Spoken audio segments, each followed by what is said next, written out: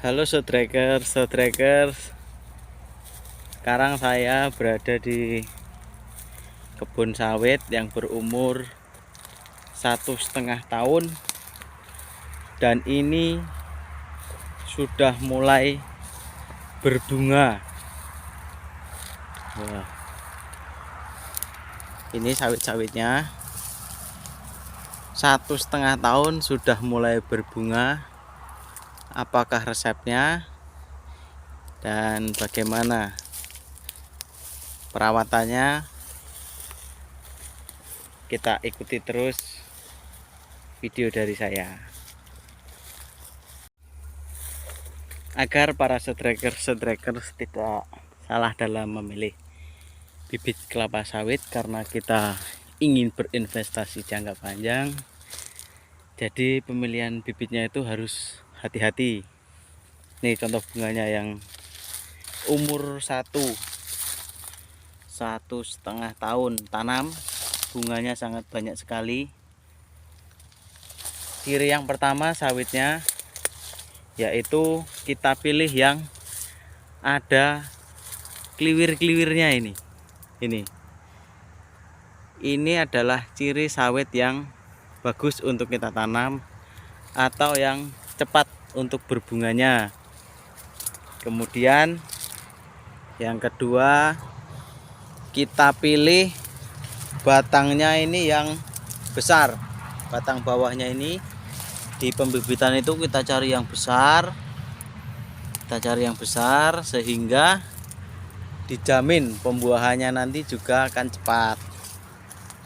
Kemudian untuk perawatannya ini jangan sampai ada gulmanya, harus bersih. Kemudian dilakukan pemupukan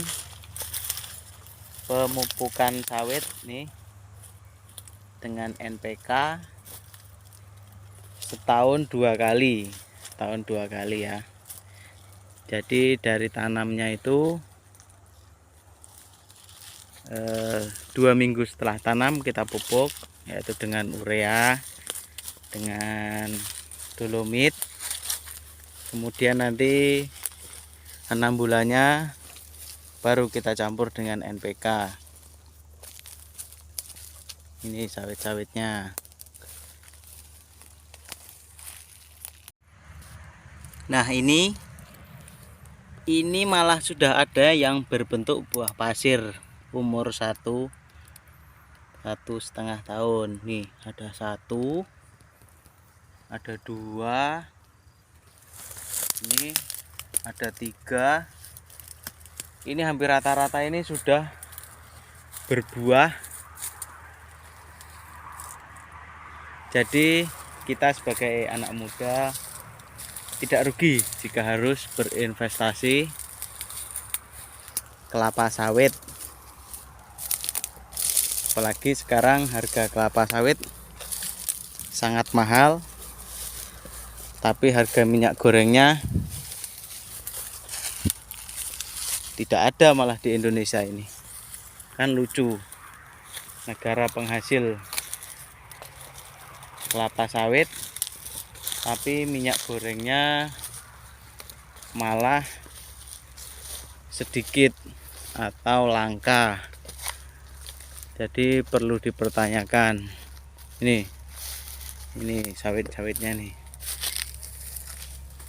Ini adalah sawit yang kena hama wawung ini.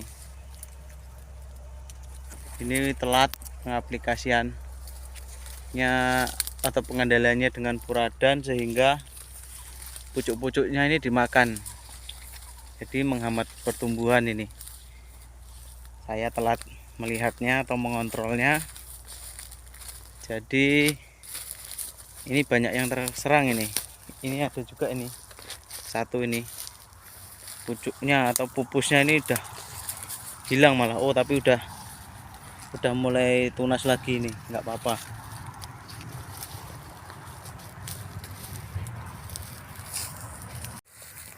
Faktor yang terpenting lagi agar sawit kita cepat mengeluarkan buah, yaitu pada bagian kanan kiri sawit atau yang disebut piringan ini harus kita bersihkan dengan herbisida agar penyerapan pupuknya ini dapat terjadi secara maksimal.